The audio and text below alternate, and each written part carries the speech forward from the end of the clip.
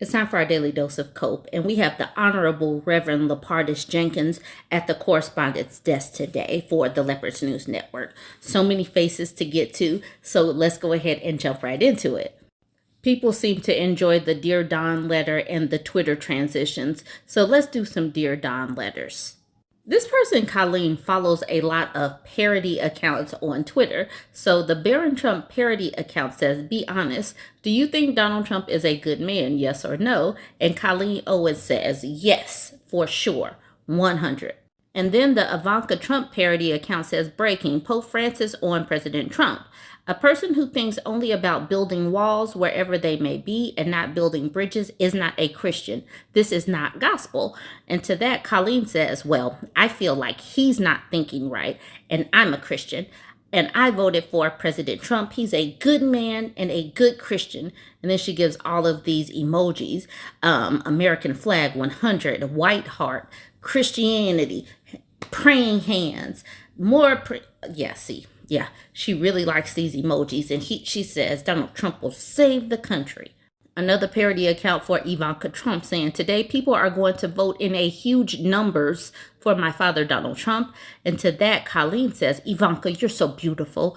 Miss seeing you on the campaign trail. Hope to see you when your dad is out next president. These people really feel like they have a relationship with folks. A Donald Trump parody account saying, I want to see how many of you honestly think that I will win the 2024 election. Do you believe I can? Yes or no? And she says yes and gives all these emojis. She really likes her emojis.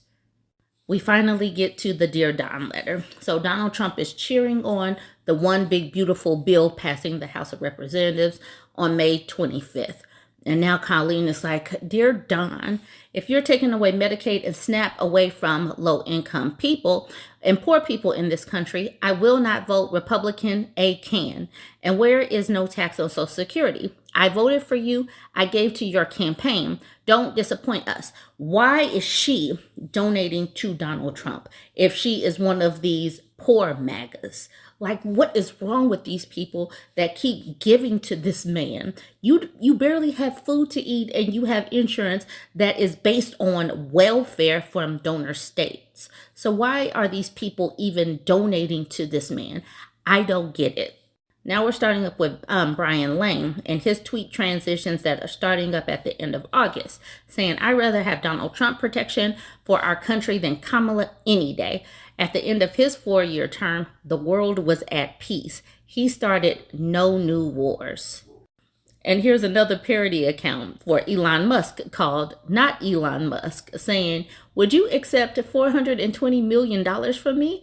And Brian says, absolutely, what I could do with that. So he's really sitting up, I could really do something with $420 million as well, Brian. And then he's talking to RFK saying, welcome to the right side. 2025 will be the best year ever. He said that back in December. Now let's move into May.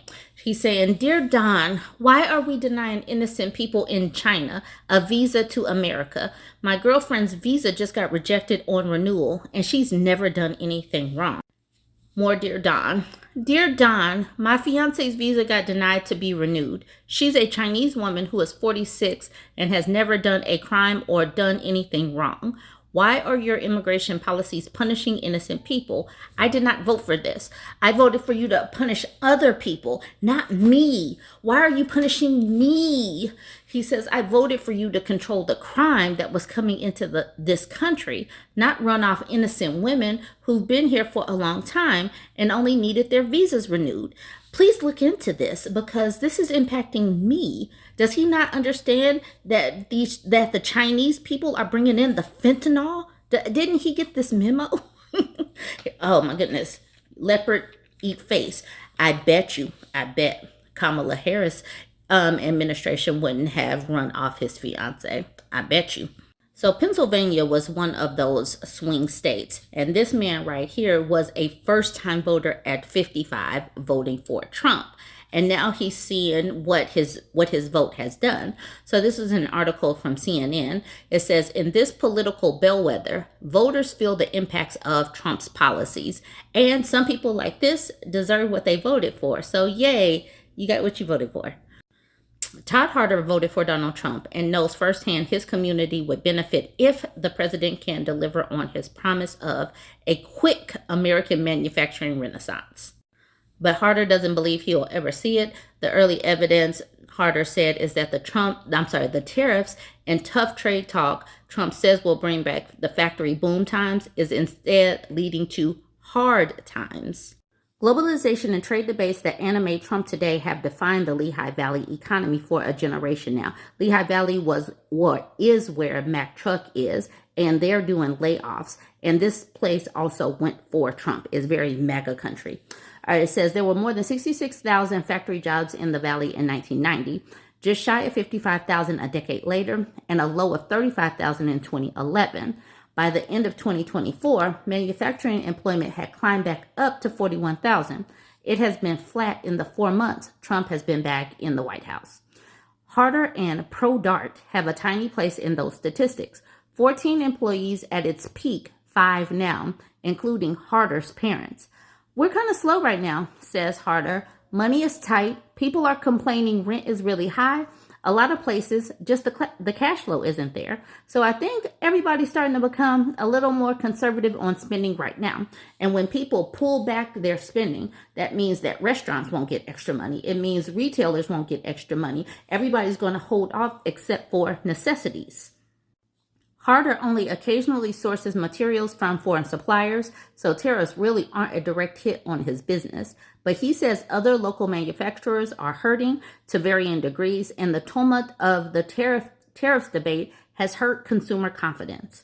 6 to a 7, but not more, is the grade Harder gives Trump on the economy at 4 months.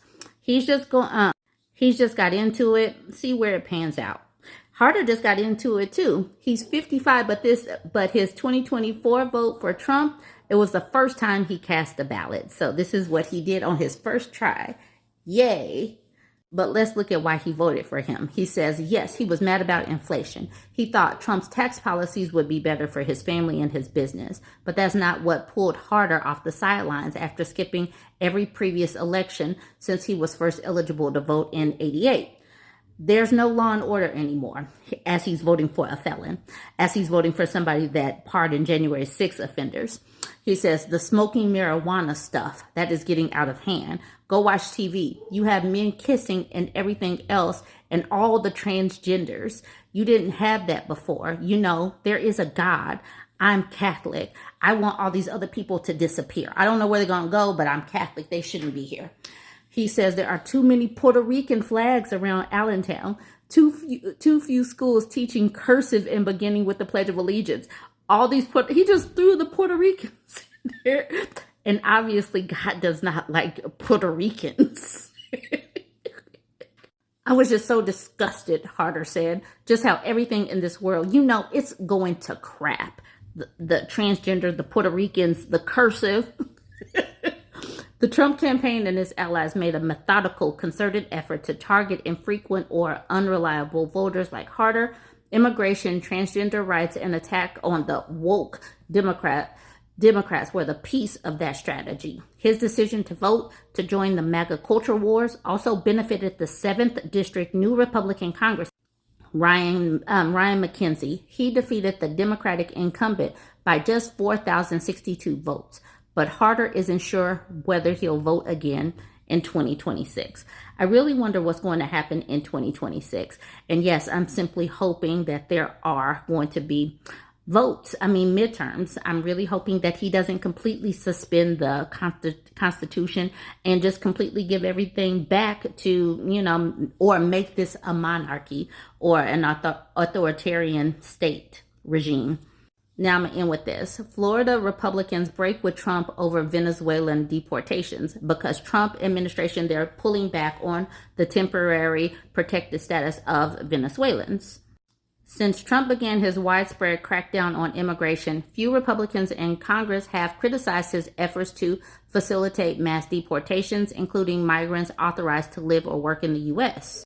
A small group of Republican lawmakers from South Florida has begun to gently push back against the administration's move to strip hundreds of thousands of Venezuelans of deportation protections under the program known as TPS. The objections from Representatives Maria Elvira Salazar, Carlos Jimenez, and Mario Diaz-Balart, whose families fled Cuba after Fidel Castro gained power, were an unusual instance of dissent by congressional Republicans who have rarely deviated from Trump's policies, especially when it comes to his hardline immigration agenda. The disagreements escalated this week after the Supreme Court on Monday upheld the Trump administration's cancellation of the deportation protections. The criticism has been fairly muted and carefully worded, reflecting the line that Republicans must walk when criticizing Mr. Trump. But all three cautioned the White House against deporting people who may be fleeing an oppressive socialist government, all while he's bringing in white South Afrikaners. The thing is, these people know that their political careers are on the line. So it's going to be very interesting to watch how they try to keep their voters and stay in line with the Trump regime. All right, y'all, let me know what you think about all of this. So this comes as Venezuelans in Florida, many of whom voted for Trump because of his tough stance on immigration, are now having second thoughts. Well, some Venezuelans say they feel betrayed by the Trump administration, and they want to make it clear the majority of Venezuelans are not criminals. Like so many other Venezuelans, she cheered when Donald Trump was elected. She's a Venezuelan immigrant, now terrified of being deported. Are you afraid of your son walking to school? Yes, truly, yes. What are you afraid of? That they'll pick him up and he won't have time to call me. You supported Donald Trump, even though you couldn't vote for him. Yes. I believe there is a large community of Venezuelans who did. And this was a hard blow because practically the same day he took office, he went against Venezuelans. It seemed personal. Conditions have not changed. Actually have getting worse. At a press conference in Doral Monday, Venezuelan Americans denounced the Trump administration and South Florida Republicans. More than betrayed. Beyond betrayed. They used us. They actually, during the campaign, and I don't want to make this political, but during the campaign, the elected officials from the Republican Party, they actually told us that it was not going to touch the documented people. Venezuelans are known to be supporters of the Trump administration. How do you feel about what happened now? I do know that the news that we woke up for today must have been as frustrated as they have been for me, even for Trump supporters, because it hits home. It's different. It hits straight home. And considering that going back to Venezuela right now, it's not an option. Those who supported President Trump during the election are firing back, now saying they feel lied to and betrayed. I want to send a message to the president. If the Venezuelan Americans voted for you in large numbers, they did so to remove criminals. Venezuelan Americans did not vote for you to criminalize the majority of the Venezuelans. We are all in agreement that violent criminals should be taken out of our country. Deportations should happen for people who have not respected our laws. And I think most people, and I would say the majority of the immigrants here in our community, bought into this platform of safety, security, and protected borders for our country.